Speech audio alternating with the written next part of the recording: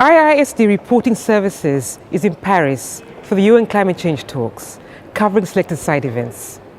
On Friday, 4th December, an event organized by the Gulf Cooperation Council showcased the Arabian Gulf and Red Sea adaptation actions aimed at marine conservation and protection, including mitigation co-benefits. Ziad Abu Haraha put the event into context and highlighted regional marine conservation efforts. The marine and coastal environment is very vulnerable to the impact of climate change, particularly the increase in sea level rise, also the impact on coral reef bleaching, and also the issue of acidification, and which affects really a lot of marine life and habitats, and it really needs to be considered as important to climate change.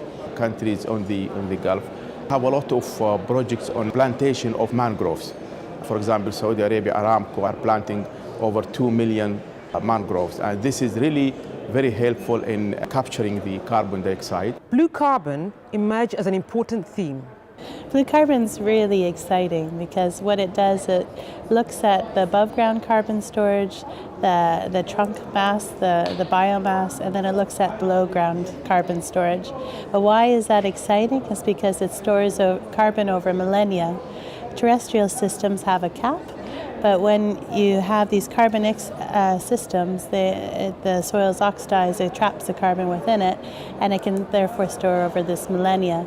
Vice versa, when you start destroying these habitats, or if you have some kind of disruption, millennia worth of carbon can also be released into the air, and that's why it's a major concern.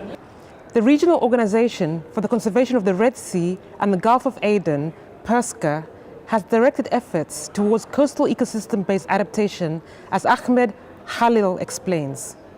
The ecosystem-based adaptation represents a very important component in our strategy because of this richness of coastal marine environment. We provide support to conserve and restore and enhance, to build resilience of key coastal habitats for ecosystem-based adaptation. We also involve coastal communities to establish and sustain community-driven processes.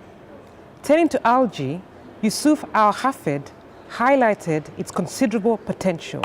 And we can get a lot of product from algae, as you see, from cosmetic, food components, biofuel, food, fish feed, pigments, medicines, fertilizers. From CO2 point of view, the microalgae, you can reduce this from 58 to 90 tons of CO2 per hectare per year, compared to the forest, which we are looking for around 25 tons of CO2 per hectare per year. So it's really very efficient from reducing the emissions of the CO2.